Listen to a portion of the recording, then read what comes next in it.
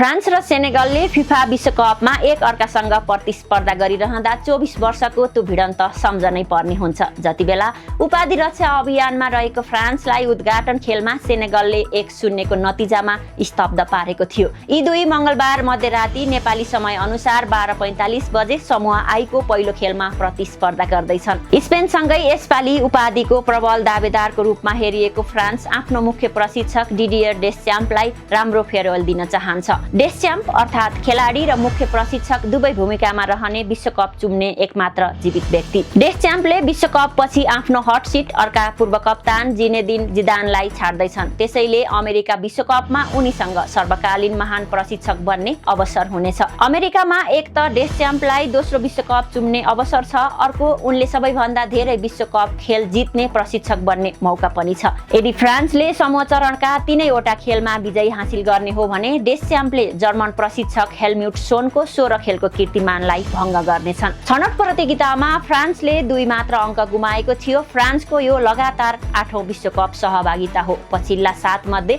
4 संस्करणमा टोली फाइनलमा खेलेको छ। 21औं शताब्दीकै सबैभन्दा धेरै विश्वकप फाइनल खेल्ने टोली फ्रान्स हो। विश्वकप अघिको मैत्रीपूर्ण खेलमा आइभरी कोस्टसँग 2-1 को पराजय बेहोरेको स्टार खेलाडीले भरिएको फ्रान्समाथि प्रश्न उठ्न सुरु भएको छ। तर अमेरिका प्रस्थान गर्नु अघि फ्रान्सले नर्दर्न आयरल्यान्डमाथि 3-1 को जित हासिल गर्दै आफूहरू यसपालि पनि विश्वकप जित्न तयार रहेको स्टेटमेन्ट दिएको छ। सेनेगलले पनि छनौट प्रतियोगितामा एक खेल पनि हारेन। अमेरिका विश्वकप सेनेगलको लगातार तेस्रो अनुभव हो। सन् 2022 मा टोलीले अन्तिम 16 सम्मको यात्रा तय गरेको थियो। रसिया 2018 मा भने टोली समूह चरणबाटै बाहिरिएको थियो। दि लायन्स अफ टेरेङ्गाको रूपमा परिचित Senegal African cup of the nations 2021 को च्याम्पियन हो। अहिले त टोली अफ्रिकाकै सबैभन्दा बलियो टोली मध्ये एक हो। टोलीले विश्वकप अघि पेरु र गाम्बियालाई हराउँदा अमेरिकासँग 3-2 ले पराजय बेहोर्यो। अन्तिम वार्म अप खेलमा सेनेगलले साउदी अरेबियासँग गोल रहित बराबरी खेल्यो। साउदी विरुद्ध सेनेगलले 17 खेल पछि पहिलो पटक बललाई जाली चुमाउन नसकेको हो। यद्यपि पछिल्ला 7 मध्ये 5 खेलमा सेनेगलले क्लिन सिट राखेको छ।